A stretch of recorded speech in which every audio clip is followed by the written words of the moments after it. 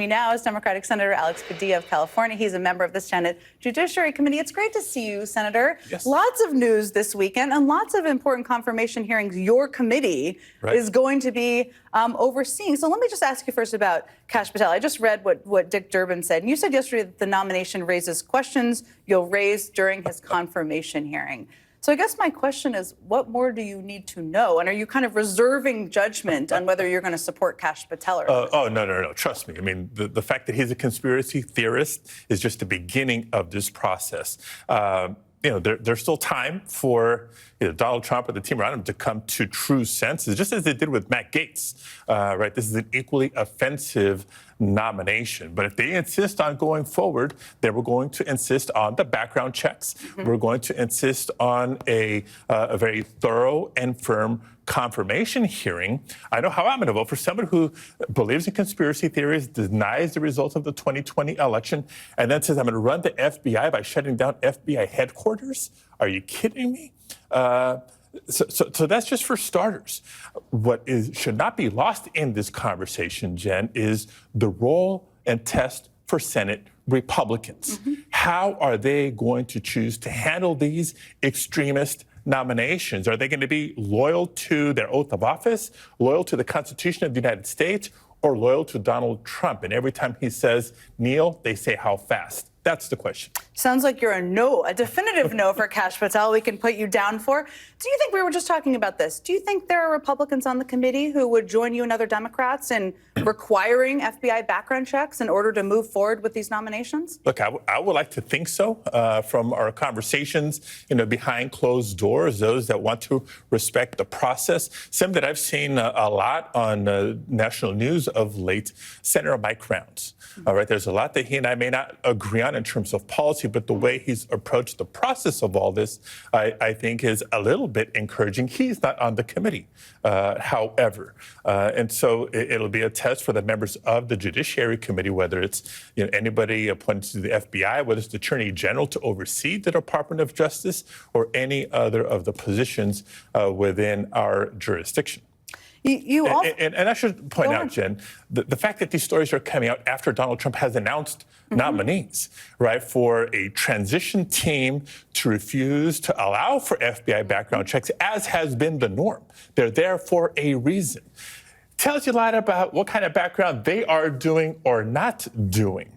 Whether it's Matt Gaetz and what we came to learn since, what we've learned from the Secretary of Defense nominee, Hexeth, what we're going to learn about Kash Patel or anybody else. That underscores the reason and the need for true professional FBI background checks to inform both Republicans and Democrats through this process. There's a purpose for them and why Democrats and Republicans have used them for decades. Pam Bondi, you said, I want to get this, you said you recently suggested that Matt Gaetz' pick was an attempt to make Pam Bondi look normal, which is a very funny way of phrasing it. You pointed to her refusal to accept the results of the 2020 election. This is another important nomination that's going through your committee. Have you made a decision about where you stand on the Bondi nomination? Look, I maybe not a final, but I do begin skeptical because of what I pointed out when she was announced. For someone who denies the results of the 2020 election, someone who believed and touted that there was massive amounts of voter fraud throughout the country. You'll recall I was serving as California Secretary of State at the time and challenged, Team Trump to bring forward any evidence they had of that. Years and years later, not a single shred of evidence of massive voter fraud in America. And the fact that she served as one of Trump's personal attorneys, her role in the first impeachment trial, does beg the question, is she going in to try to do the job of Attorney General of the United States, independent of the political leanings of the White House, or is she going in to do Trump's bidding? The American people deserve to know. Lots of questions I bet you will have during that hearing. I have to ask you about another. I started off the show talking about this, another big story today, and that's, of course, President Biden pardoning his son. And former Attorney General Eric Holder posted this on X. No U.S. attorney would have charged this case given the underlying facts. After a 5-year investigation, the facts it discovered only made that clear. Had his name been Joe Smith, the resolution would have been fundamentally and more fairly a declination. Pardon warranted. What do you think? Yeah, look, I heard the announcement, too. A little surprised, to be honest, because of, President Biden telling us for months and months and months that he wouldn't pardon his son. Not sure I would have made the decision that he announced, but I do want to make sure that it's not taking our eyes off the ball. The reason we're talking about pardons here is because what we can expect in a second Trump administration, he's already signaled it. January 6th, that was his people, response. Right, the J6 prisoners in hit mind, the people who went through the judicial system and were found guilty of the many, many crimes committed at our nation's capital. Jen, talk about breaking away from norms. The peaceful transfer of power was interrupted for the first time in our nation's history.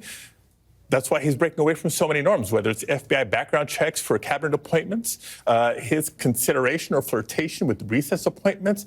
We have to restore norms that are put in place to protect the interest of our country, to protect our democracy. Senator Padilla, thank you so much for walking over from the Senate tonight. It's called that, but we made it. You have such important nominations before your committee. I hope you'll come back and talk to us about them again. Look forward to it. Really appreciate it.